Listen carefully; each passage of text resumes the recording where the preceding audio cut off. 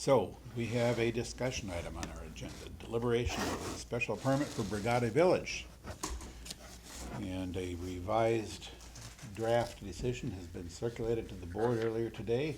We have it all on paper in front of us. I guess the best way to start would be for Joe to review what has changed since our last discussion. So essentially what's changed is pretty much majority of the document outside of the background and some of the procedural things. When we last met, we had some discussion as far as there need to be specific additions to findings dealing with the geotechnical reports, both submitted by the applicant, but then also peer review and public comments. Those are all included in the decision as well. There's information as far as the size of lots, the resultant density under the bylaw, roadway lengths. There is information specifically about, and I separated out some of the ones that were going together, so it's a little bit more divided findings dealing with the calculation for measurements for drive A, and B, to reflect the board's discussion as far as with the loop road scenario to the farthest point, and then also that if we did the emergency access, it would be just that straight length without going to the median point. Identified information as far as out of the public comments, just trying to summarize each of the public comments that was received. Those start with finding 22. Then go into findings under the geotechnical reports as well as our peer review, including specifying specifying the email that was received, clarifying the last sentence that's on page 10 of 26 in this version at the bottom under finding F27. Made reference to the proposed mitigation within that the traffic consultant as well as staff had identified. Expanded upon that it was a private development, that they were responsible for plowing as well as all trash removal, as well as maintaining the roadway and drainage. Got into the waivers. There is just one thing on page 12, waiver 1 and 2, in clarifying with Graves finding W2, waiver 2 was not necessary. I should have added waiver 1 as well, because they are above the centerline radius of 74 feet with the 201 and then 400 feet radius. So waiver 1 and 2 are not needed to be requested. I missed what you just said. So if you're looking on page 12 of 26, Yeah. waiver 1 and waiver 2. Yeah, one. Waiver 1, I need to add that according to the engineer and Graves concurred that a centerline radius of 210 and 400 feet is provided, so therefore waiver 1 is not needed. It is listed under that exhibit But 34. the draft, it said 74 feet and 75 feet. That's a big And difference. that is incorrect, because what I wrote, what was originally written down, and then what sort of in looking through and asking for clarity, Graves and then Wayne Bella clarified that the 75 is where there is a reverse, and that here the curves exceed twice the minimum 100 feet radius of resulting in centerline radius of 210 and 400. So I'm still confused. Plans show center line radii. That's yep. the distance from the turning from the center to the line. Yep. 74, 75, and I don't know how that becomes more than 100. Basically, it was in reading through, and I'm just going to read from Graves. I also agree with Wayne that the radii are 210 and 400 feet, and Yeah. that it seems a waiver is not necessary. What probably happened is from an initial version and then the final version with some changes, that went away, You're saying you had a plan that showed the type radius? Let me bring it up specifically.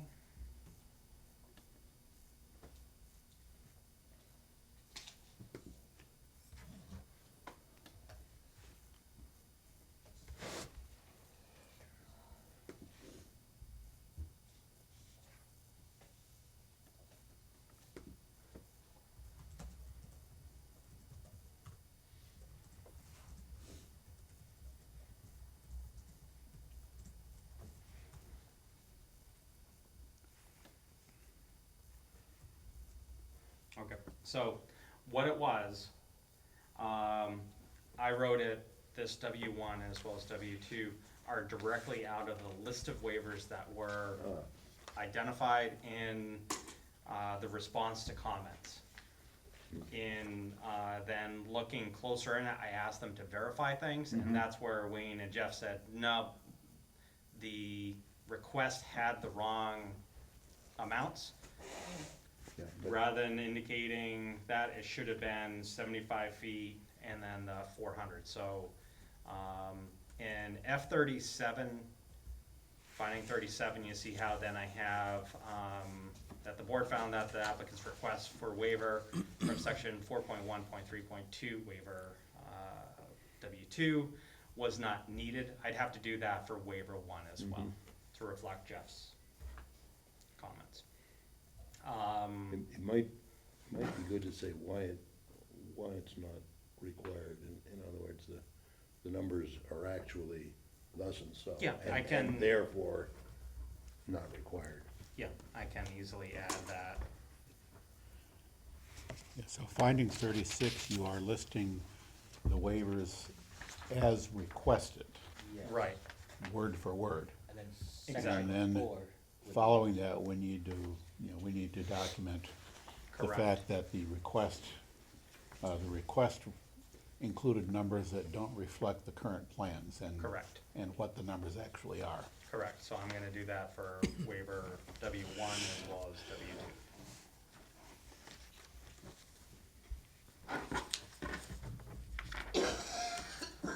So then as we proceed through the remaining findings, those are essentially similar to what the board last saw, again, making specific changes reflecting privately maintained and all that. And then I have the waivers, which then we have to consider and vote on. And then it goes into standard, then specific conditions that are required prior to construction, should the board seek down the course of approving it. I did call out specific conditions for the geotechnical aspect for the construction of the catch basin 1 and 2, which are the ones that we primarily were focused on, that's adjacent to Church Street, and then things that were required for prior to issuance of COs as well as closing out the project. So there's a lot of information within here. A lot of the things basically come down to some of the waivers and then sort of how we feel some of those impacts are. The reason why I put together that memo, just an inventory, was that looking at other developments within the RMF district, identified there was some developments that had dead-end streets that were well below the 500 and then well above. So I wanted to give an inventory of what is around town so we can at least have a little bit of information as we discuss it. I think we're gonna wanna talk about the individual ones. Yeah. One of my questions with the memo is offhand, at least like round to the year roughly, when did these developments complete? Well, the most recent one was actually Azalea, and that was late 2000s. A lot of the others were ones prior to when the planning board took over major residential developments, which I believe was around late 90s, because the last phase of Lordvale, planning board did site plan approval for that. Yeah. But I think, my recollection, I came on the board while the Lordvale part of Lordvale was, I think, complete, at least up to a point. I think that they were going broke or that kind of thing at that point, sometime early nineties, beginning of the nineties. Later on, I guess it was sold, and other people came in to develop what had already been approved in the back portion. Yep. And we had to do some approvals of that, but I believe that we didn't have any real flexibility about, other than a minor tweak in the roads that were already on the plan that had been approved by, essentially by the selectmen. Yeah.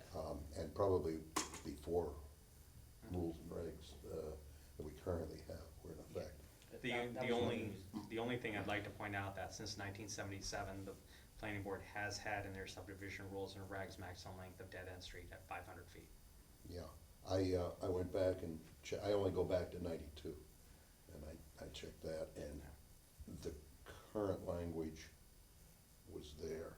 Yeah. There may have been a little bit more language about, in the rule itself, there's the definition and then there's the rule itself.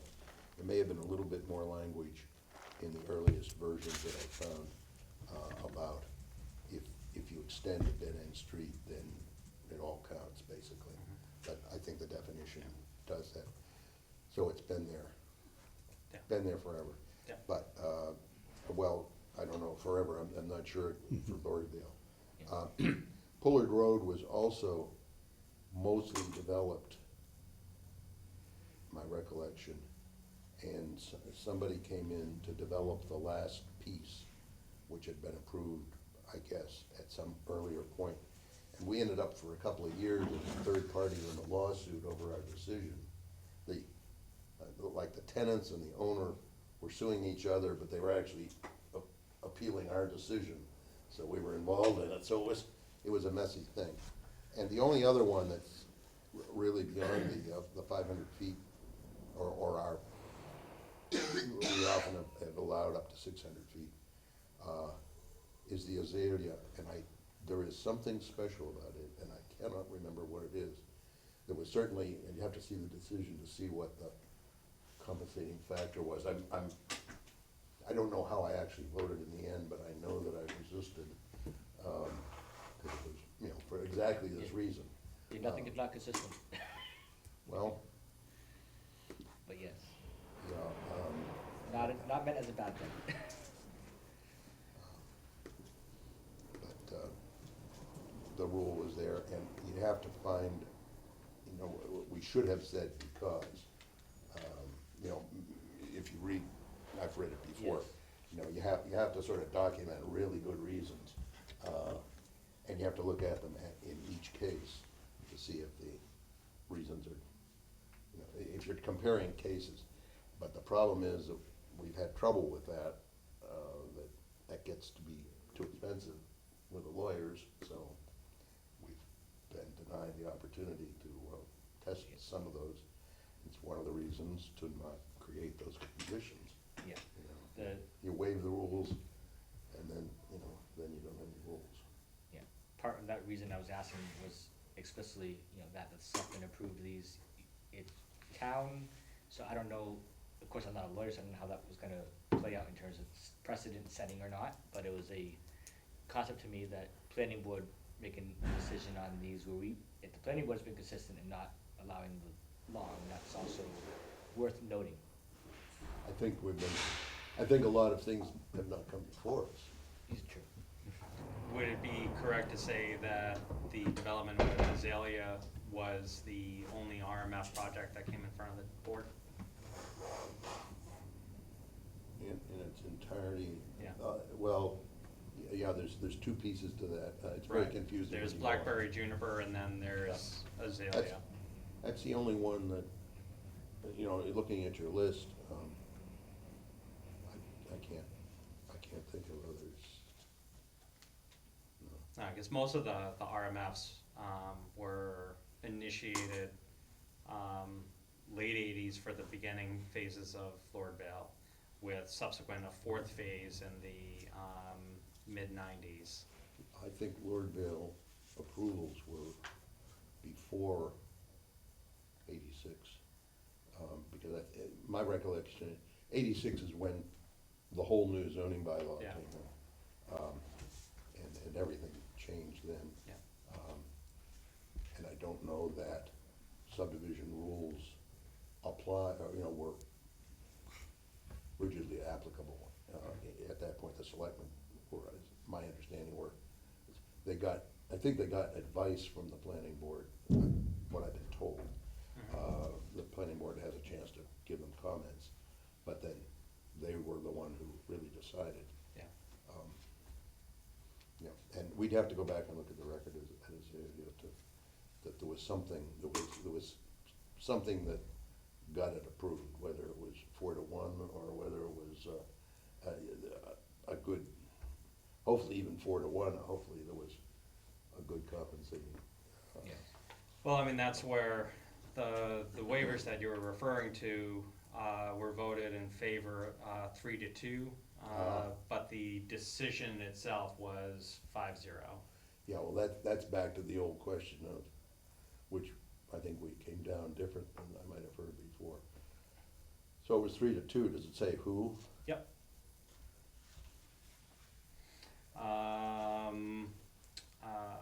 Let's make sure that because there was a couple waivers that were required.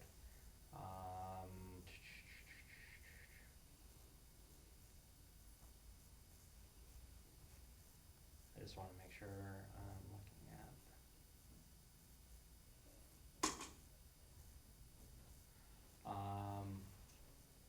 Okay, so it was. Hessinger, no. Regan, no. Uh-huh. Okay. So that was as close as you can get, Yeah. pretty much. And in voting this waiver request, the board notes the mitigation proposed by the applicant and shown on the plans to address this condition, including the turnaround areas at the end of driveways serving multi-buildings, and access drive constructed of grass pavers between the upper and lower driveways serving the buildings on the westerly side of the site. The board also notes the comments from, I'd have to look to see, it looks like there was comments from fire department supporting it. So we'd have to deconstruct it a little bit more. Anyway, it was a close call. Yeah, so, yeah, let's kind of take a step back for a moment and kind of work our way through this. My first observation is that the decision as drafted has yet to be spell checked. Correct. And I'm gonna suggest that we don't worry about that, that's, you know, that, For whatever reason, Microsoft says this is just too complex of a decision, we're not gonna do spell check at all on it. Yes, I'm going into settings, I'm trying to reset things, and it's like, even hit spell check, and it's like, no, there's no problems here. In reviewing the decision late this afternoon, I ran across and noted several things, but I wasn't trying to be thorough, so I'm not gonna bring that up tonight. I'm gonna suggest that, you know, sort of Yep. after we've done the substance of this thing, we can Yep. make another pass over it Yep. to catch trivia like that. I suspect it's gonna be helpful to find out whether the waivers are granted or not, Yes. because that'll make a difference to what we need to. Yes, so we have a rather long list of findings, 60 of them to it, assuming that they are now numbered sequentially. And that's something we would check as sort of a final check to make sure. My one question on findings, if I may? Yeah, I was gonna say, yes, let's take care of anything that we want to discuss or change or consider with respect to the findings before we start talking waivers. my only question on the findings is, do we want to add one that explicitly mentions the idea that this was brought ahead of the zoning change where the affordable units are required? Is that worth having in there? It's really up to the Can you say that again? board. Like where this came before us with the planning department itself, before the bylaw that went into effect requiring the affordable units. So this project does not require that, so it's not anything that is needed here. But the specific thing is the affordable, Yeah. right? We passed in the, I May, think it's in May. spring, we did that we in May. passed a bylaw, we passed a change that said in multifamily unit, more than 8 units, Okay. you have to have, it's 20 or 25, 2025, depending on ownership versus rental. affordable. But that went into effect, I suppose it ends up going into effect the day after town meeting, or the day of town meeting. It goes into effect the first publication of the legal ad. And that legal ad was like towards the end of March, application was received February 27th. So he's saying, this doesn't the application was received prior. 3 weeks, you know, or whatever. Yeah, it's just, it's a finding, and I'm assuming the idea here is to inform anybody who happens to be reading this that There's not. there was no requirement Yes. for a percentage of these units to be So- affordable at the time. Yeah, so the idea to me is that there's not gonna be any sort of, verbal challenges or actual legal challenges that try to get, no, legal would have no standing, but to try to just get get ahead of that curve for someone that is reading this decision. So, I don't know if that's worth having, that. is Anybody else have a something thought about that? By the operation of law, that requirement isn't applicable to this. Correct. A finding would simply be to make an explicit note of that fact Yes. as a part of the decision. That might be interesting to have in there, just Yeah. because it's one of those things that gets lost. If you ever go back, Right. no, Yeah. remember that. Anytime, this is, when you talk about changing the zoning, Yes. this is one of the things, wanna be careful about, when you publish and so on, because plans start getting submitted today. Yes. There was one where a plan was submitted on the day of town meeting. Town meeting voted, the change, so that they wouldn't be able to do it. And the judge eventually ruled that afternoon is before evening. So, Yeah. I don't know about the date of publication, or whether that was relevant. Under F39, there are 5 sub-findings where we have the option to say the board finds or does not find. So we have to actually decide which way, Right. whether we find or don't find on each of these 5 points. Can I ask a question on F31? It's about the traffic report that was done. I think the finding was that on this road, the average traffic speed is more than the usual, and that's why I think it's being mitigated by the stop sign or the radar enforced speed check. Do we have any evidence if that really works? Or is it something just a mitigation which the exhibit will show you the actual report, but that was something that caught my eye, that a great percentile of vehicles passing through are way above the speed limit. My understanding of that finding, as well as of the traffic report, did conclude, and I can be corrected, is that even if there was no improvements to that intersection, the service level would not decrease beyond the service level speed. Right. And that's what my reading of that finding said. But that there is an additional finding, they are improving that intersection as well. F31 is just saying what we say they said. That's, the applicant's traffic engineer concluded, we're finding what he concluded. And so, Because right that right or road is- wrong, that's what he concluded. Yeah, because that road is such that I've never seen a cop car there, because it's a very, you cannot have like I've never seen a cop car like to, like you see other places. That was just my. We don't see cop cars. He just blows right past them. Yeah. No, I was thinking coming to me rather than going to them.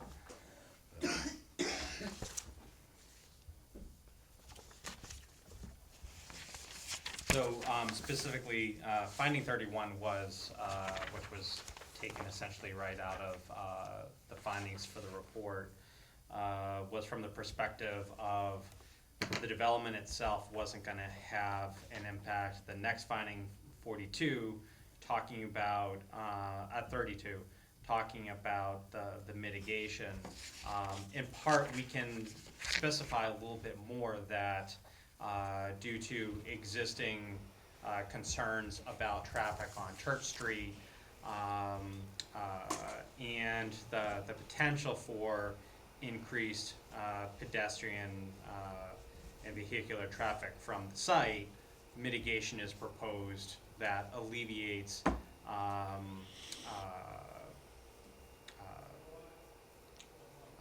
experienced rates of speed on Church Street. I mean, we can identify something like that, and that's really what the mitigation was for. We can expand upon it a little bit differently than what 32 is identified here. Right, I think that's probably a fair way to look at it, because that mitigation was not proposed due to any adverse impacts of the site's traffic on that intersection. Right, it was basically also to correct really poor geometry with a crosswalk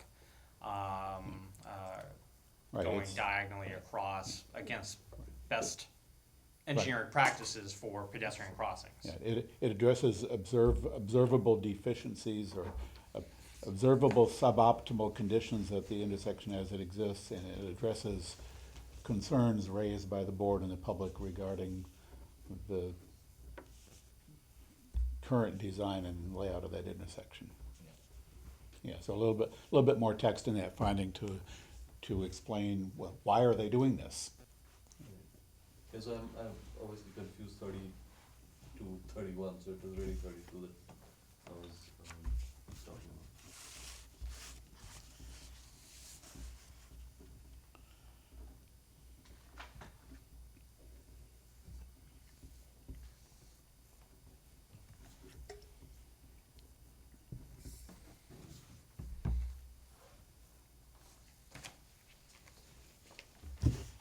Right back to 39.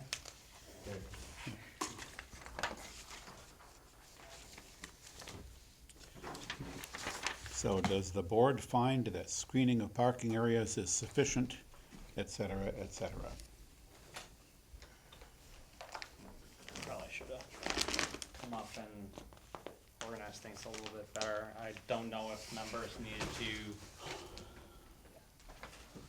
I can open up to the landscaping page since we don't have it on a board. The Potomac can probably do his fancy work and just put an image in place of us discussing that's here. But if anyone wanted to refer to that, if you can't pull it up on your iPad or want to look in a little bit more detail, it's there.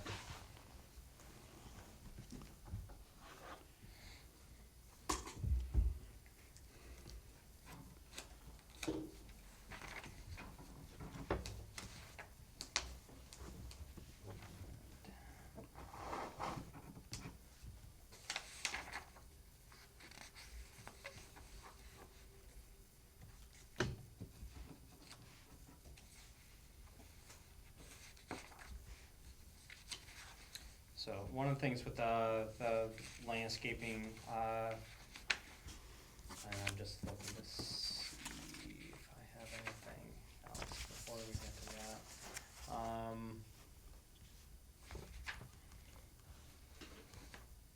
that. the section that's referenced, 5.2.2.2 within the zoning bylaw, there's specific things that basically, the bylaw says these things shall happen. So that's why it's written as a finding. And it's in paragraph form, so I divided it up into these five items. First one dealing with screening of parking areas is sufficient. I tried to expand that parking areas are located within driveways and internal garages that are and that guest parking spot locations are screened with adequate evergreen material to provide year-round screening. The vegetation is primarily blue spruce. No, I need this. Eastern red cedar, Norway spruce, and Colorado blue spruce. And then there also is some fir trees. So it's primarily evergreen, and those trees actually do a good job as far as retaining their lower branches, rather than pine that will tend to look good between year 5 and 8, and then all of a sudden everything starts growing up and you start losing the bottom vegetation. So these at least are a variety of trees that will maintain their screening down to the ground, unlike pines. There's also some strategic planting of some rhododendron where there's existing trees, and then there's plantings around each unit. There's on that landscape plan, there is sort of like a typical unit planting plan with a tree out front closer to the main access drive, and then lower plantings along there. Lighting at each unit is primarily off the garage and off the unit. The only lighting that is actually a light pole is at the intersection of A and B and at the mailbox, and that's it. There's only 2 lighting fixtures that's proposed.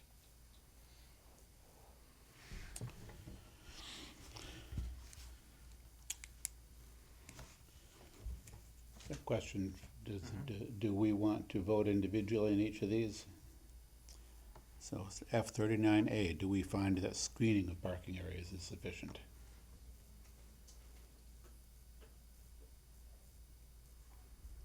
Is there a fact? How do we say is it sufficient or not? My sufficient might have a different definition than your sufficient, or do we go based on a scale and say, is it sufficient? Exactly. So I'm trying to understand. No, It's that's a question, exactly yeah. it. I mean, it's the challenge is that what may be adequate for Linda and then you, they can be different things. Very often, what we're looking for or at least when I'm evaluating landscaping is I don't want it in just one row. You want it offset so that essentially if you're doing it in a zigzag fashion, it allows for most optimal growth of both trees up front and then on either side behind it. But then that staggered gives an opportunity for it to eventually close off as you're looking at angles. That's what at least I'll typically look for. Challenges is always identifying what is, like at day 1, it's never going to be totally screened. Landscape architect I used to work with when we'd evaluate landscaping plans in Weston basically said, you're trying to shoot for that 4 or 5 year horizon as far as that's when things are going to grow in. That's the first 5 years is when they have some of their most significant growth to expand. After that, a lot of the energy is then going more up rather than out. But if you plant them closer at that 5 year mark, you're then pruning. Mm-hmm. I mean, you can take the Olmsted approach and say plant heavy and then remove. That typically doesn't happen. So question ends up being as far as looking at where the plantings are, where the activities are, does it end up being adequate? And it ultimately, we don't have a ratio of, we don't have a formula to point to, so it ends up being very much, you know, your opinion, staff's opinion, that So I sort of have dictates. one other follow-up question. So when we say screening for parking areas, what's the purpose of this screening? Is it to provide shade for the vehicles that would be parked in the parking area? Is that what it is, or? It's really to prevent adjacent people from being, having the headlights when a car pulls into a parking spot shining onto someone's adjacent unit and abutting property. So it's really not about internal. A lot of our things are looking out through the property line to adjacent properties to see if that's adequate. And in this case here, as you point out, the draft finding here is, to a large extent, the parking areas are internal to the site, so the cars will be between, or the buildings will be between the cars and the neighboring properties. And along certain boundaries, in particular, there is a very dense row of trees and shrubs. Is this the screening? Are these plants the screening, or? So these, you know, this row here would be, those are all plantings, rhododendrons and Okay. various evergreens all around here. So it looks like a pretty dense row of trees and shrubs between the driveway here at its closest point to the neighboring property. The folks in these condos here are the ones who are most concerned about, Okay. you know, because they're the closest proximity to the property line here. So John, do you think that it's sufficient? As far as my thoughts on what are sufficient for, specifically for the areas that are within this finding, parking areas, I think it is sufficient. For parking areas, and parking areas that are located within driveways. The only thing that I wish there could be more room is really adjacent to the T turnaround. Challenge is that you're gonna be on a slope like this. However, you never know once you get out and construct really what kind of room you sometimes have, and sometimes you have a little bit more room to play with. It would be nice if there was, and I had made this comment earlier on, if there was an opportunity to have some sort of, say, an additional supply, so that if there is the opportunity to plant them there, that they could. And the reason is that as you come in, that T turnaround is not only gonna be used by emergency vehicles, but some people may turn around because they don't wanna do it in a driveway. If they coming and they're visiting you, you move back by the house and you're like, well, what's my next opportunity to turn around? They're gonna turn around in that area. To have something a little bit more now. We are dealing with, there's about a 4-foot grade differential between where the top of the slope is at the wall for the adjacent property and then where that is. So there is not only the grade working with you and then that land, so if there was something that at least was found, we could put something there or even work with the adjacent property owner to put on their property. Having that flexibility, I think, would help for some in-the-field adjustments. That's the only thing that, when you look at the perimeter, that's the only thing where there's not like a strategic planting to take away that one potential movement of just a car turning around at night.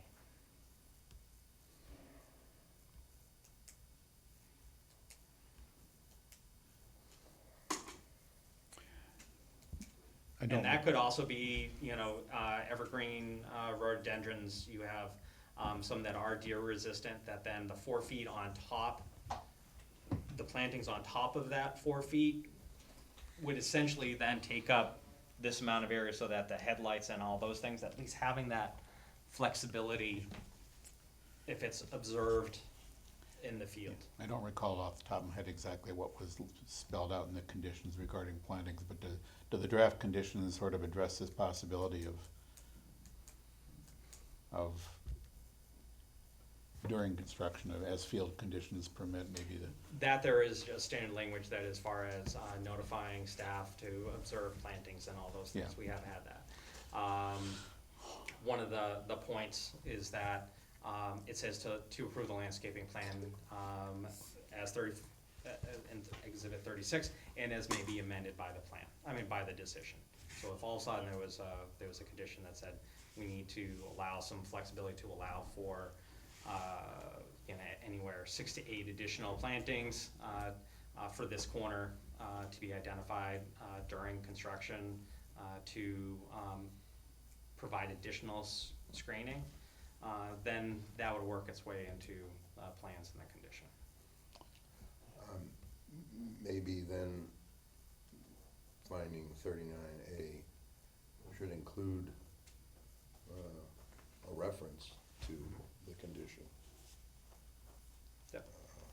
It's sufficient, given compliance with conditions. Yeah, that makes sense to me.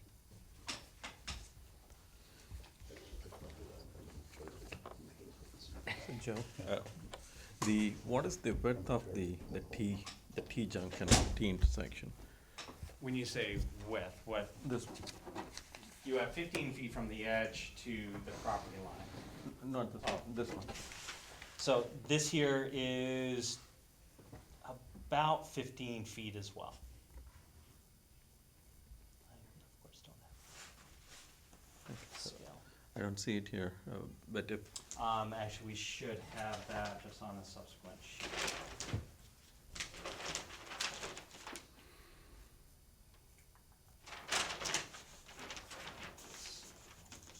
because that's where you were saying if there is cars coming in, backing out, may or may not have enough screening, is that what you were trying to say? So they capture it in this corner. Right. It's a question whether or not that ends up being enough. So they come halfway down. Okay. If there was a little bit more that may be needed, especially for planting strategically in that corner. Once you're out there, sometimes what looks good on paper, you realize you have a little bit more room. And just to be able to have that, to beef that up a little bit more is helpful. I think, it's 18 feet, isn't that emergency? That's the fire department's wanted 18 feet. I'm not sure, to be honest. I think that's what it is. Because it's, almost, it's not quite as wide as the 2 double driveways. And each of those is gonna be 10, so you're probably looking about 20 feet between that. It's a little bit more narrow. And I know it's 15 feet between the edge of the pavement and the property line. So I'd guess it's probably the 18 feet that the fire department has traditionally wanted. So that's where, on the landscape plan, they come to about here.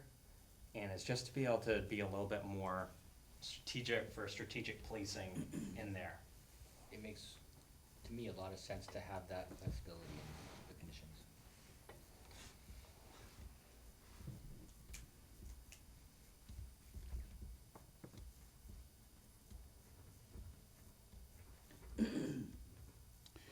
yeah, just generally speaking, we like to have some, the flexibility to, have the board or its agent review planting and adjust planting plans as field conditions warrant. Yes.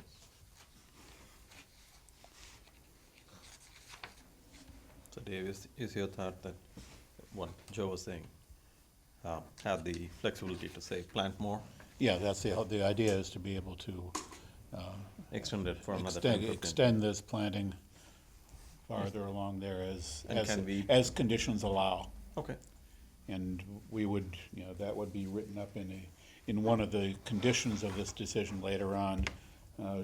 Justin's question is whether the finding should say screening of parking is sufficient, provided that the board has the flexibility to require some additional screening as field conditions determine, something like that. I was thinking more of providing that condition, something or other, is complied with. Right, that'd be a way to do it, yeah, right, because the condition will talk about the details, so Yes. that We the don't need the forward reference to the condition here would be appropriate. I know there are certain. Careful of them forward references. Yes, I was gonna say, there are certain contexts in which forward references can be problematic. I learned about that when I was learning assembly language. Yes. That's probably where I first learned about that.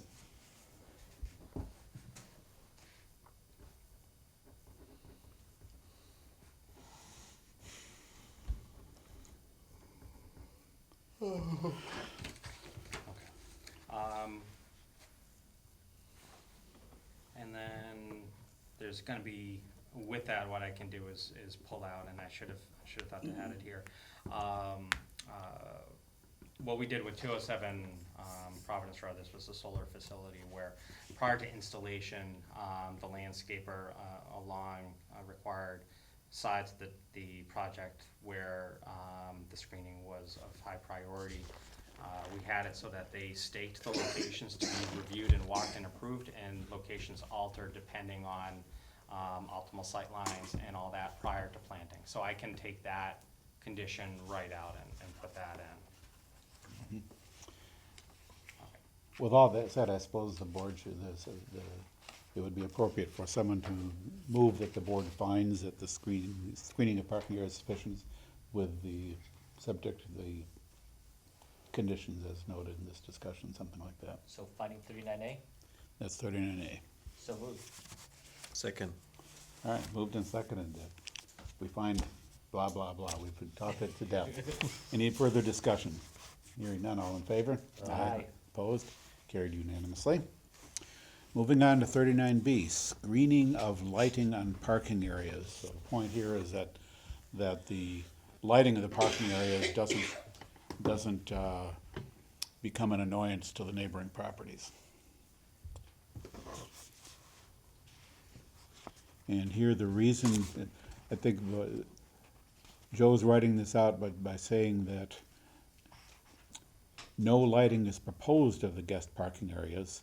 Lighting is to be provided on the facades of the buildings to illuminate the driveways, and street lights are proposed only at the mailbox area and at the intersection of driveways A and B. So that's the sort of the logic behind suggesting that maybe we can find that screening is that the screening of the lighting is adequate, because there's relatively little lighting, and such lighting as there is mostly facing inwards to the property. It's on the interior side of the buildings and not facing out to the neighboring properties. There is one street light, and that's at the intersection of driveways A and B here, kind of in the middle of the project. One street light is being proposed. And even that street light, all these face downwards, right? 5-10 years ago, there was this ordinance and all lights are facing down, it's not facing, what they call, no light pollution. Right. Light pollution, now they go right down, Yeah, they're yeah. all LEDs now too, they're Yeah. high efficiency. Yeah. Well, depending on how they're aimed, they're so efficient that they'll really be bad. That's true. Not just bad, but really bad. They can be misaimed. Yeah, no, that's the question. I don't think we're only worried about light going outside the project. I think we're worried about light across the street to the people next door, or across the street. You And I did don't know. mention that there was one light, there's actually two, there's one at the mailboxes Right. and one at the intersection. Right. Just wanted to One, say- Yeah, I one, think he said yeah, that. the mailbox is Yeah. kind of Yeah, at just the, wanted to clarify it's in at case the, you it's guys sort of at had the entrance to the project. Yes. And then there's one in the middle of the project. So, and just to reiterate, we do have it on the sheet. This is a full cutoff fixture, downlight. You can see they, I'll bring it back to you, Justin. There was a map that was included, and it's a foot candle map. What it identifies is the intensity of lighting, so that you can see where the light is directed, and then off the sides where it ends up being zero. The idea is that it's not a floodlight that then is coming across and just flooding the whole area, that it is directed. Yeah, it doesn't scatter as much. Right, it is directed down, so it is localized to that intersection in the mail area, and then, similar to, some other developments where the, then sort of like for walking around, you are relying more on what people turn on for, on the side of their garages and things like that. It might be worth putting a sentence in this one about, just referencing the specific lighting fixtures that we're evaluating in the plan. You know, this is true because of the light, the type of lights that they're proposing. Or it's a necessary element in our. Yeah. Okay. Yeah. With that, I think I move positive finding and discuss. Second? All right, moved and seconded that board find favorably on finding 39B with the additional language noted. Further discussion? Hearing none, all in favor? Aye. Opposed? Carried unanimously. Item C.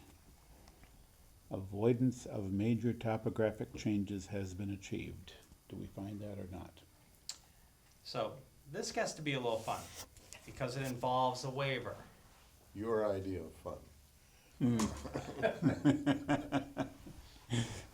What I'm worried about is we could find, by allowing greater slopes, we allow less cuts. And that would be obvious, or at least in this case it is. But that's not necessarily a positive as to whether it should be allowed. Because it might be better to do the cuts and have less slope on the roads. 7% is a fair amount. I agree there. To me, it's to my opinion, we can find that this does meet as where it is avoiding the topographical changes, but doesn't mean that, even though I think it does meet that, doesn't mean that I would agree that the waiver should be waived. Yes, you could perhaps say this finding, we find that avoidance of major topographic changes has been achieved, provided that the board decides to grant the waiver. So that's sort of, Yes. that's a bit of a chicken and egg situation. We find that Well, through major the topic. use of, Yeah. through the use of, And that's where, it becomes a challenge because, I'm looking at a section of, within the plans that you have the street profile. What that gives is an idea as far as the existing topography and then where they're proposed. And where you have a 7% grade, you go, okay, well, if I bring that down, you're looking at probably what is a 6-foot cut, then drops down to an 8-foot cut. And, this is where it gets fun. And I think it is Bob's fun. I think you do have fun. not You're so then sure balancing, tonight. you're then balancing the waiver of the 4 to 7% against the cut limit of 6 Right. feet. Right, but you're not doing a balance here. You're just saying it does that, it accomplishes that. And I don't want that. You know what I don't want to do.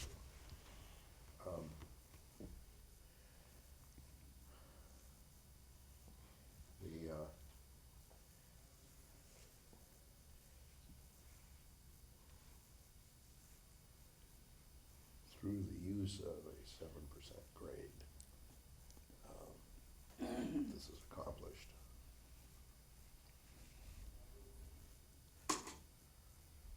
Is it higher or lower now? Is it, what's the guideline? Should it be 4%, 5% or something?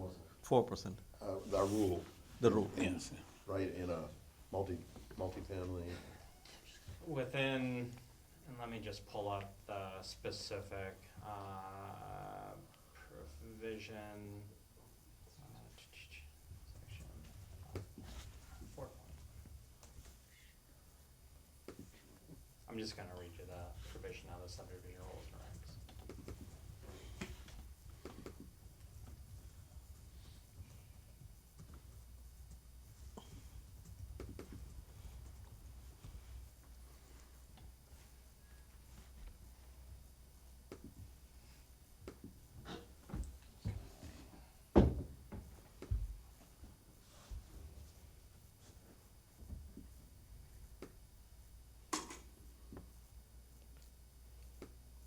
So my question while you're finding that is, if the allowed was 4% based on design guidelines, and if this is 7%, is it a slippery slope wherein during winter seasons, is it, there should be reasons why we had 4%, and I'm trying to understand what's the risk. The 4% isn't a guideline, it's a rule, It's a rule, okay. yeah. And a rule we can waive, because we can waive subdivision rules. But now our conversation about, is it a good idea to waive? Right. So, 4.1.5 deals with grade. So you have, under 4.1.5.2, maximum center line of grade for streets shall be as follows. If this was a single-family development, a subdivision, for a major street, you're at 5% on straightaways, 3% on curves. For a minor street, it would be 8%. For a multifamily and non-residential area, major street, 3%, this isn't classified as a major street. Minor street, 4%. So for the subdivision and the multifamily development on a minor street, subdivision is 8%, multifamily is 4%. And it's been a rule for forever, that way. And I think it has to do with the density of traffic and use. It may also, I'm not sure whether it's directly driven off private versus public maintenance, particularly of like snow and ice and whatnot. But 7% is,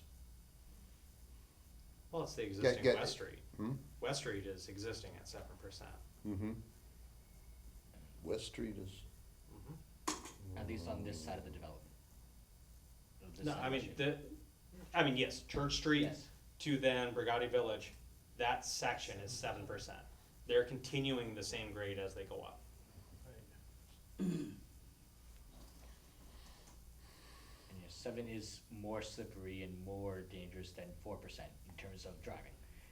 Whether that is an acceptable more, that's for us to decide. well, but that gets decided in another section. Yes, exactly.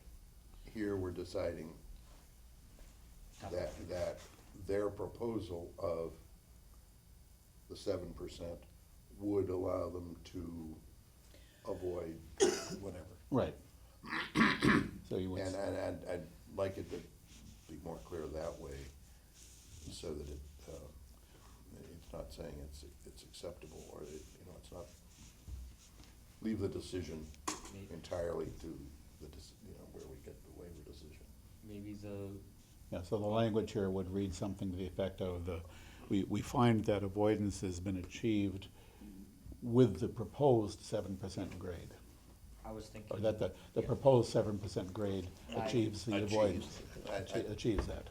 Yeah, my wording was something, has been achieved through the. Now, whether it's we- Proposed, proposed maintaining of the 7% grade or something like that. That was my thought, but I don't know, I don't know. yeah. I think, you think you have that, Joe? Yeah, Maybe a smaller point on your pen so you can And this is pretty small. squeeze in there. So C is not about whether the gradient is good or bad. The C is basically how much of, how much of cut and how, change. yeah, okay. We, yeah, we have to make a finding to satisfy whatever requirement that is. Right. In the rules. 5222. Yeah, so, we make a finding. They achieve what that requirement asks for if they use 7%. If they get their waiver. If they get their waiver, but, Yeah. yeah, so the way this will read then is, as we've said, we do find that avoidance has been achieved with the use of the proposed. would The be. proposed Would be. 7% grade would achieve this, yeah. Yes, I like that. So moved. Second. Seconded. Moved and seconded. No, you. Any further discussion on that? I Don't think need to we're gonna reiterate much. review the tape. Those in favor? Aye. Opposed? Carried unanimously. On to letter D. Item D. Item D. Subfinding D. Removal of trees has been minimized through the avoidance of disturbance to the area off Church. The requirement is removal of trees has been minimized. Is that, That's the exact provision. Removal of trees has been minimized, which, because there's a certain amount that you're allowed by having 5,000 square feet, 5,500 per each unit, you know there's gonna be disturbance. It's a question whether or not it's been minimized. to Right, the there- ex- And you think it has been? How do you, That's what I wrote how do you there. define- Well, that's what you gave the board to act on. Again, you're the guy that gets into all of the vegetation. So I mean, that's where one of the challenges, when you sort of look at the plan and you start identifying, okay, is there unnecessary grading that's going on? They've essentially identified and I'm gonna call it catch basin 3 because that's the one that's off to the east. And it abuts the wetlands. So you have a portion of the eastern part of the site that is not being touched beyond the detention basin. And then the other areas that are not being touched are immediately adjacent to Church Street as you start coming up some of that slope. The rest of the disturbance is necessary for accommodating the stormwater, and it's actually accommodating stormwater that is calculated higher than what our subdivision rules and regs would say, because they can't actually get through conservation under our subdivision rules and regs. So we're dealing with a higher storm event than what our regs call for under our subdivision rules and regulations, because conservation has a different calculation for the intensity of storms and the volume that needs to be mitigated. So in dealing with stormwater, parking, roadway, the buildings, I don't see where there's additional opportunities where we can say, you know what, you didn't try hard enough to preserve these trees here with the work that needs to be done. But at the same time, this finding is sort of hard to then quantify. How do you minimize something? You could Right. leave one tree and you minimized it. you can minimize the removal of trees by not doing the project. But that's, Or, that- or by developing fewer units. or by, you could reduce the scale and scope of the project, but for the scale or the size of the project that has been proposed, then the question is, has removal of existing trees been avoided Get a building permit. as much as possible? I mean, ask, Berger was downstairs in the hall, we could ask.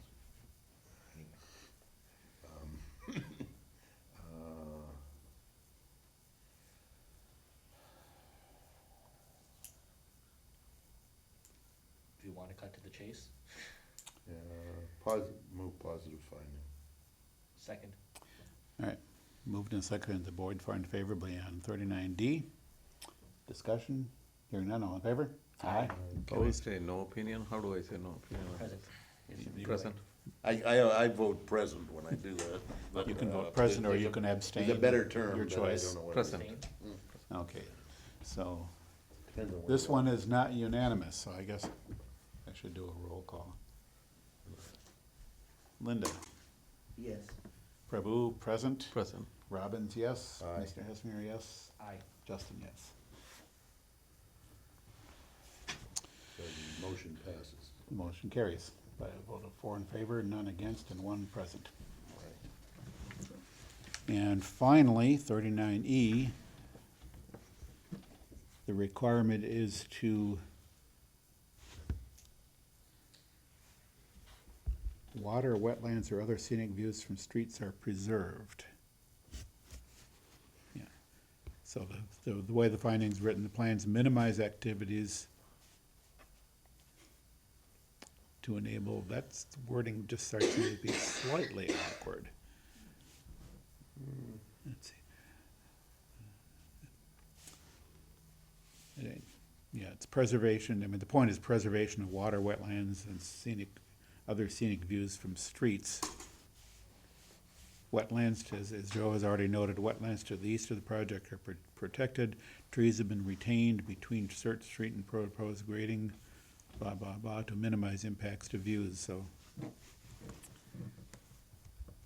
probably better wording, but I can't think of any. Yeah. The project, the plans, how about the plans, let's see. Plans preserve water, wetlands, and other scenic views from streets to the extent possible, or to the maximum extent feasible. Sorry, can you say that one more time? Yeah, I'm sort of trying to reflect the language from the bylaw. The requirement of the bylaw is water, wetlands, or other scenic views from streets are preserved. Yeah. So the finding should be something along the lines of the plans preserve water, wetlands, or other scenic views from streets to the maximum extent possible, or the maximum extent feasible.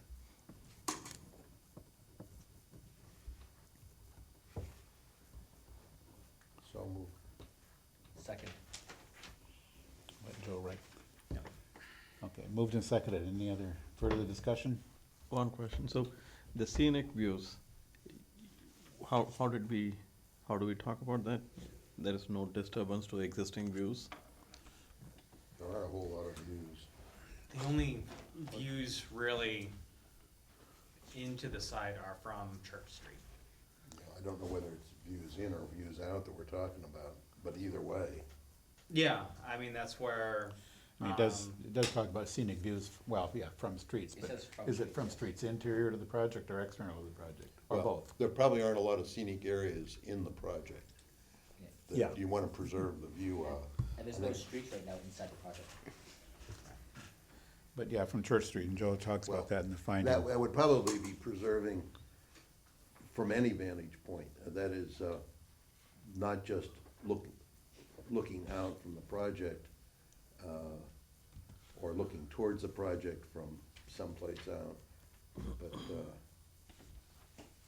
well, yeah, past,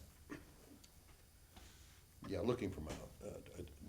Is it destroying scenic views? I had always viewed like that rise of Church Street, one of the things that has sort of historically defined that, even though you have these cut-throughs for these condo developments, essentially the character is a lot of trees. It's wooded, and that to the greatest extent practicable, the project continues that forested character driving up Church Street. Because you have, just beyond that, you have another small little road with the condos. Just below it, you have the Church Street condo, so you have two sort of drives that come in into that area, but essentially the roadway itself is defined by the character of, you have trees on both sides of the street. And I just viewed it as just maybe more narrowly, just that in of itself was sort of the scenic view of Church Street that was being preserved. Yeah, and again, I think the assumption here in the requirements of the bylaw is that they be preserved to the extent feasible. I mean, you know, you can argue that the existence of these buildings will change some views from someplace. And the only way to preserve that is not to build. And that's, and sort of, this all has to be predicated on the assumption that, assuming the project is built as proposed, that it does or does not satisfy this to as much as possible. Okay, I'm good. Right, because right now if you see into West Street,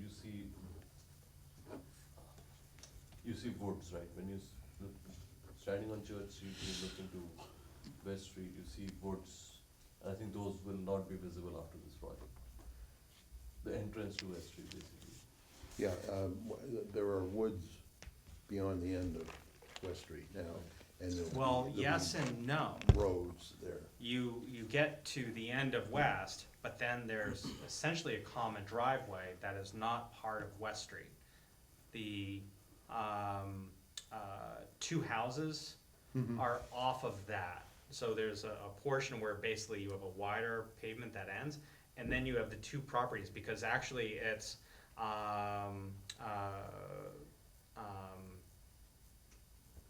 Bill,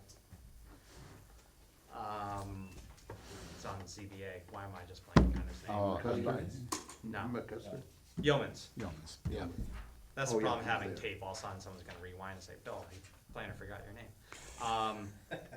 His property wraps around. So basically, two private properties wrap around West Street, and then you get into the trees.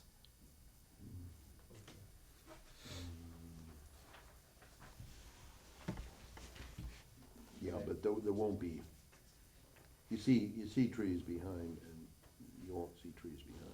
You'll see condos behind. I was like, even when I parked at that corner on West Street in the past for a little bit, it's hard to even notice the trees as they stand and how far away they are. And with that grade, unless you're actually trying to look for them. Yeah. So I don't think that even the fact that West Street's gonna be extended really detracts from the scenic view of Church Street, so to speak. Yeah. In any case, sort of, if you want to preserve that view, basically, the project doesn't get built. So you can't preserve everything exactly as it is, because preserving everything exactly as it is the no-build condition. So it's more a matter of preserving, doing the build, preserving as much as you can. And that's what this particular finding is about. So we have a motion, Do it. yes. Yes, Really? there was a motion. You motioned, Did I I? seconded, Did I? based on So long ago. Dave's. Yes. All right, we'll take it as moved and seconded here. And we've had discussion on the motion. Is there any further discussion? Hearing none. All those in favor? Aye. Opposed? Declare the motion carried unanimously. Moving on in the findings, are there any others? And we've often, not so much in the recent past, but in the more distant past, when we get to the findings regarding section 1.5.5A through whatever, we have in the past sometimes addressed those individually, finding favorably or unfavorably on them. Are there any of these that we want to discuss individually? I mean, that's where some of them are, you're dealing with like on. Down to findings 47 and following.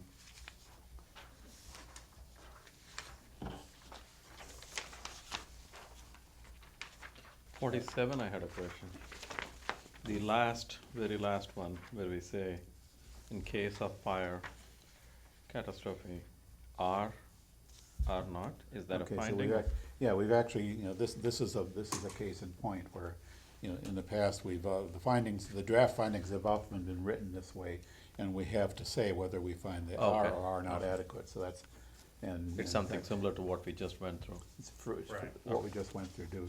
Yeah, that's- and that should have been bold to highlight it for the board. Yeah. As an option. Yeah, once, long ago, somebody criticized, they proposed to appeal or protest a decision because the planner, the staff, had written a decision that said, positive, is expected to be positive.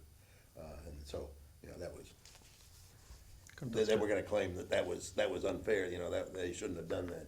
So we started not, putting the choice Okay. in the draft. Which, in a couple of cases, you have to say no, and in most of the cases, you have to say yes. So it's often we make a motion to make favorable findings. To cover that base, because we'll be covering a bunch of findings.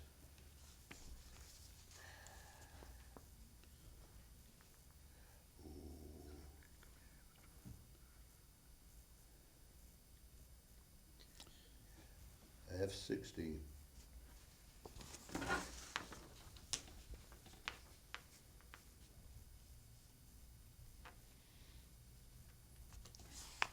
Going back to F47 for a moment, where it says are, or it gives us a choice, are or are not, do we want to say that are is our choice? Is there a basis for that again? Does the fire department, police department exhibits all those things, do we refer to that here? Public safety, DPW, engineering has been involved in reviewing the project since the beginning. Right, You know, and many of the aspects as far as even the turnaround, and you know, David can attest to this. Many of the decisions that were made were to make sure that we could accommodate emergency vehicles. So for example, in one of those sheets of the plans, it's our biggest ladder truck. People often refer to it as a monster because it's huge. And specifically for the fire department, we needed to demonstrate that it can make its way through the development without any issues. And that's what, just forget what sheet number it is. It demonstrates that it can navigate, turn around, and provide coverage. Very often, we're not responding with that largest one, but in case we did, at least we know we didn't have to worry about not being able to take the ladder truck.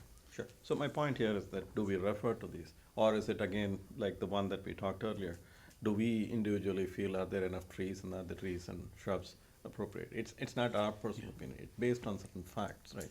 And there are experts who have weighed in on that, which already Yep. is there. So, you know, for example, you know, the board in that finding can reference that sheet demonstrating that it's been demonstrated that a template for municipal fire truck demonstrates compliance with circulation through the site.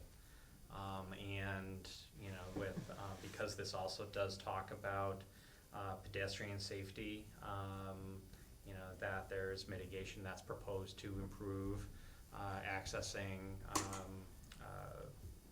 the neighborhood and the common through improvements to that intersection and pedestrian accommodation. So we could add a couple more things onto that to support that finding. And at least for me, my opinion on finding that this is favorable, so to speak, is that it's a combination of the responsiveness of the fire, police on Yeah, this that's project. that's what I was asking, and he was confirming. And my own personal take on what they've said. So it's still my opinion, but it's, you know, I personally do lean pretty heavily on what the experts in this field say. But it was just Yeah, generally speaking, with respect to things like access for fire, Yeah. I would respect the judgment of the fire department. Right. exactly. With respect to traffic flow to some extent, I respect the opinion of the police department, public works, the traffic consultants to some degree. Yeah. So, yeah, I think, you know, just considering this finding, you know, and the fact that the respective agencies have appear to have agreed that they think this design is satisfactory from their perspective, I would tend to find favorably on this one. So I move. think West Street goes all the way to the last house. So Dave, there is a motion? It depends on. Do we need to have a motion? I think since the way the finding was drafted, it does need a motion. It's a private way. As far as, It doesn't matter. But I drove up to the end of that just like it was the street, that was a tangent. and it was trees from there on. Sheds, trees. All right, well, I'm concerned about F-58 and 60. Other than that, And with F-47, since the language of the draft decision leaves it up to the board to say, is it or is it not adequate, I think we need to formalize that. So I move that we find finding 47 in favorable manner. Yep. Based on all the, well, he moves. Yeah. I'm willing to extend that based on the reasons outlined in the finding. Unless anyone has a, I think Joe has been writing that down. We had discussed referencing the fire department template demonstrating access and circulation within the project, and the proposed mitigation at the West Street and Church Street, improving pedestrian safety. So So your with- motion is with with that, those, yes. with that language added to the finding. My motion is with that language added to the finding. Second. All right, moved and seconded. Further discussion? Hearing none, all in favor? Aye. Opposed? Carried unanimously. Moving on to the next finding that needs to be discussed.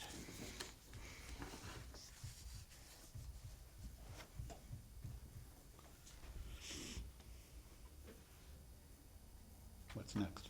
Well, I'm gonna wanna vote no on 58.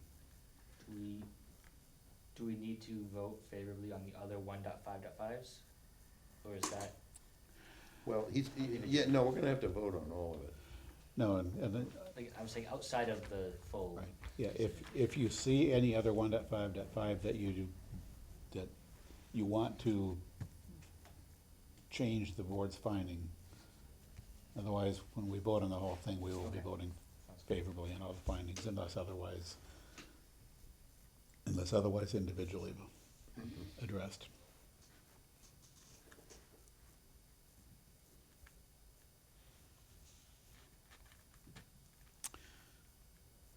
So you said the next one that you had Bob's looking at concerns 58. about was 58.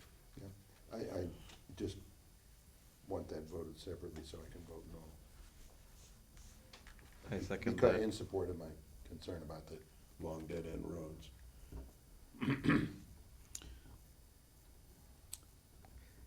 I second that, and 59, Haven't moved, no one's moved,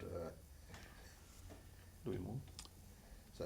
someone might move So I would. approving right, 50.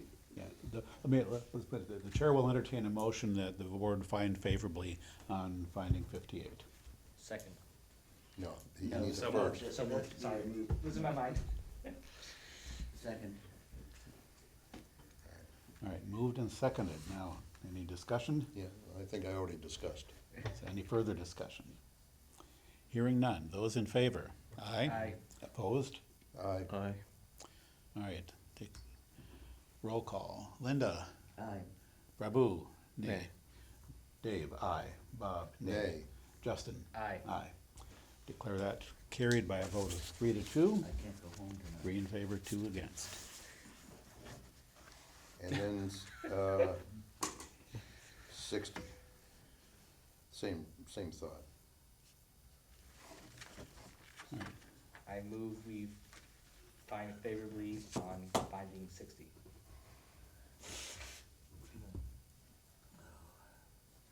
59 or 60? 60. 60. There's a motion. Is there a second? Second. Moved and seconded. The board find favorably on finding number 60. Any discussion? Hearing none, I'm going to assume that based on the discussion just a moment ago, that I should call the roll. Linda? Aye. Prabu? Nay. Dave? Aye. Bob? Nay. Justin? Aye. Declare that motion carried by a vote of 3 in favor and 2 against. Did you have a concern on 59, Prabhu? Or, Yeah, that's what I was thinking. Right. So 59, it's the same concern that I have been talking about earlier, that I am not convinced it would not cause any harm. It's not that it will cause harm, that's not what I'm saying. I just feel that we need to have some more data points. I know the peer review consultant has said everything is fine or within order and stuff. But there was significant concern that was raised by the public, and that is the sole basis of my reaction to this, to say that I am still not convinced. Yeah, if the neighborhood includes the units down on Church Street, I hadn't really thought about that. But we have 2 licensed geotechnical people, they're licensed, aren't they? Yes, that Yeah. actually was an explicit point that was made during the proceedings, that reports were not stamped, forcing those licensed people to stamp those reports. you would like an opportunity to vote against this, to be on record as against this? Yes, sir. All right, so then I would suggest a motion to find favorably in finding 59. So moved. Second. Moved and seconded. Any further discussion? Hearing none. Linda? Aye. Prabu? Nay. Dave? Aye. Bob? Present. Justin? Aye. I declare the motion carried by a vote of 3 in favor, 1 against, and 1 present. All right. Anything else that we want to do on the findings? Now we get to the, shall we say, one of the more interesting parts of this. Well, you haven't done all the findings we haven't done. I don't know whether you need, Do we, not necessarily, not necessarily, and we could, Yeah, I think the main thing would be that the final motion. other, right, the final motion would The be final motion. to approve except for those we've already voted on. right, yeah. A practice that we used to engage in fairly regularly would be to vote on the findings, separating out those that needed individual votes, but to complete our vote on the findings and then move to voting on waivers and then go on to voting on conditions, and then finally, a slightly more streamlined version is to, you know, aggregate everything into a single vote at the end, except for the votes that items that we've previously voted on. Which saves us a minute or two in the proceeding. It also is a simpler motion to figure out what to say. Yeah, Okay. So we're starting in on waivers then, so we're starting in at W3. right. Though the decision will note that W1 and W2 were not necessary, Correct. as the findings state that and restate that here for completeness. So I move that we pass over or delete, no, I suppose we have to, do we find, for reasons stated, that what W1 and W2 are not required? Correct. So I have, for W2, I have this planning board response. I just would do the same thing, just to keep things together, because it is listed in Exhibit 34, and then just have for W1, have a planning board response basically saying why no waiver is needed, so then we can go into 3, 4, 5, and 6, and specifically then go into the rationale for those. So, and just historically, the board has done 2 things.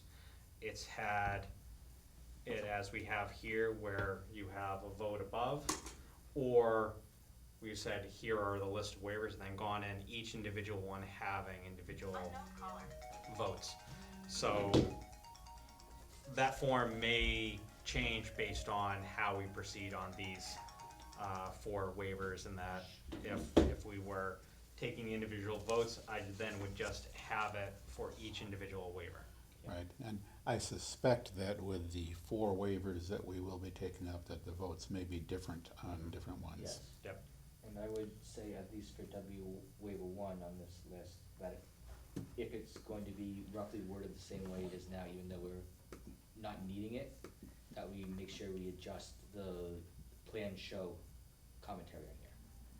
Because it shows the Centerline Radii. Both 1 and 2, right? Yep. Yeah, well, 1 and 2 again Yeah. are repeating the wording of the requested waiver. Yes. And we have to note, as we did in the findings, that the while that was requested as a waiver, it turns out the plans don't actually say what the waiver says, what the waiver request said. Right.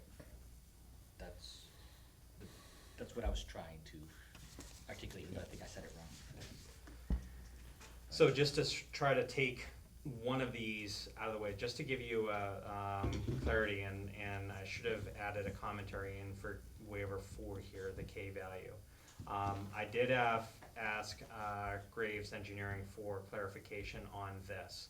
And as you can see here, K value is 28 and 35, that's what the regs call for, and the plans show a crest of 14 and sag of 33.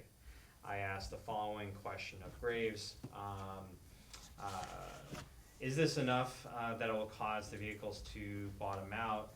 Is this is the way to resolve this, by cutting, into the property more as in grade. Jeff Walsh, came back and said, no, it is highly unlikely that vehicles would bottom out. The K values are still well above what would start to concern me relative to the potential for bottoming out. K values are the average rate of grade change on a vertical curve. A K of 14 means that it takes on average of 14 horizontal feet to achieve a 1% change in grade. So I wanted to sort of, in some ways that allows you to sort of visualize that a little bit more, because K values and all that stuff get a little fun to. Drawings, cross-sections help understand this. Yep. And one subdivision in particular that, this was a big deal, I learned more than I wanted to know about these things. Yeah, well, that's exactly, that's the information that, generally speaking, I think we need to know. If the K value is outside of what our regulations say it should be, what is the possible effect of that? Well, And in this case here, if the effect is, if it's unlikely to result in vehicles bottoming out, are there any other adverse impacts that we need to concern about? it's a rule and you don't have a reason, or perhaps you don't have a reason to break the rule, except it's the only way to get the thing built. If that's The reason for it is basically, I mean, this is all a balancing act. You can make the K values better by decreasing the slope of the road. Yeah. That then increases the amount of material removed through grading the site, resulting in, rather than a match on the site, it ends up being a net removal of the site. Yeah, so here, given that, that basically waivers 3 and 4 are very closely related, in that the waivers are requested because the applicant proposes to minimize the grading changes, the amount of cuts and fills. And in fact, we have, as we've noted earlier in the discussion, our regulations also have a limit on the depth of a cut. So it is in There's some sense a balancing provision to act. get around, you can get around it. What permission? The point of, our rules define a certain, you have to have a certain piece of property that has reasonable conditions, or a certain level of conditions in order to be developed. What you're doing is you're finding one place or another to chip away at those rules and allow development of land that really doesn't come up to what has been felt was desired by generations of the board. It's a balancing act, yeah. You could balance all day, really build something way off the chart, and, well, we just, balance, we'll waive some things and do something else over here. Okay, anyway.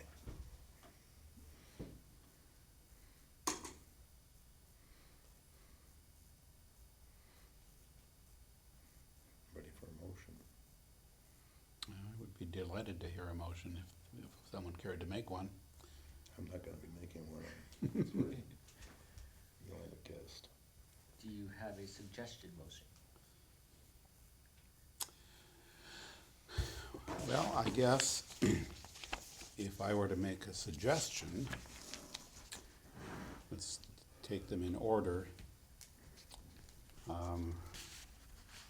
want a motion to grant? I would suggest a motion to grant waiver number 3. So moved. Second. Moved and seconded that the board grant waiver number 3. Is there any discussion of the motion? I think we've beaten that up pretty well. We probably have discussed it just about to the extent that Yeah, we don't need to repeat what we've just said, right? I would agree. So I will, to save just a moment of time, I will take a roll call vote on this. Linda? Call me last. What did she say? She said, call me last. Oh, oh. That's Are not, we gonna start drawing lots on who gets to vote when? that's non-responsive to the request for. Secret ballots are not allowed. Nope. I know. All right. I remember when the selectmen were gonna have a secret ballot on, I don't know, an appointment of somebody or something. So let me take it in the reverse direction along the table. Justin? I'll go aye. Bob? Nay. Dave? Aye. Prabhu? Nay. Linda?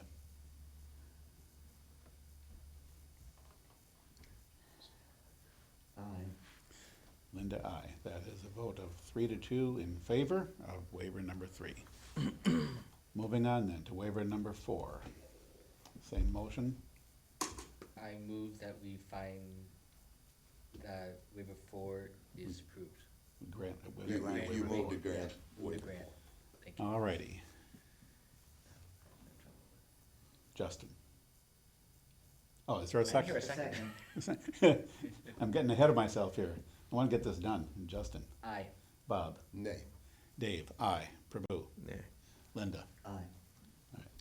Declare that motion carried, again by a vote of 3 in favor and 2 against. Moving on to the elephant in the room. Waiver 5, dead-end street length. And I think we've beaten that up pretty well, although we're perfectly happy to beat on for another couple hours. Yep, I'm not sure I have that much energy. At this point, I'm not sure what else, is there any, well, let's start with a motion again. Anybody want to move that the board grant this waiver to get the discussion going? Sure, I move that the board grant waiver 5. Second. Moved and seconded. You're not obligated to vote in favor just because you I made the know motion. No. Yes. We're simply using that as a start. I had somebody confused when I did that once. I'll bet. No, you make a motion for the purpose of discussion and ultimately voting. And you know, making the motion does not obligate you to vote one way or the other. So is there any more discussion anybody wants to engage in on this? All right, we'll put it to a vote. Justin? Aye. Bob? I can Nay. guess. Dave will vote aye on this. Prabhu? Nay. And Linda? Nay. That motion Fail. fails by a vote of 2 in favor and 3 against.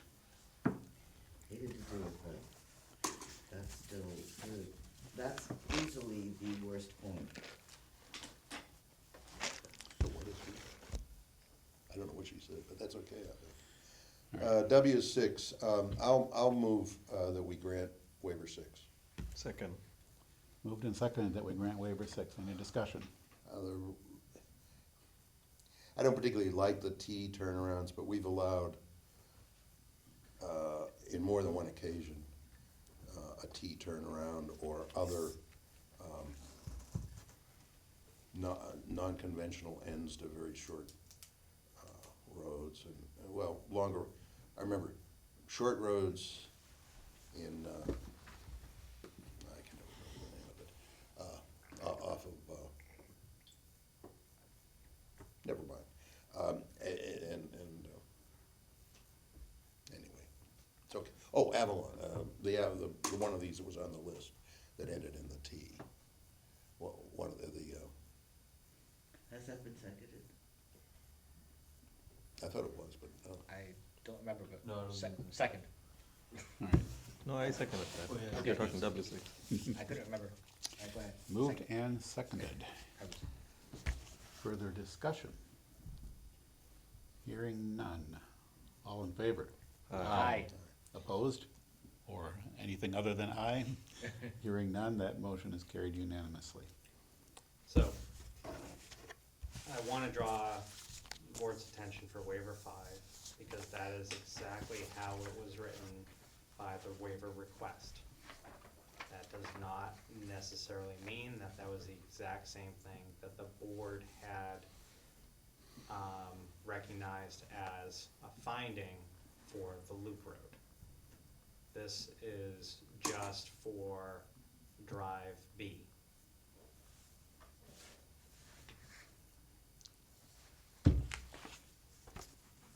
So to, So you have a finding that the other one is These- longer than 500 feet, and you don't have a waiver request. correct.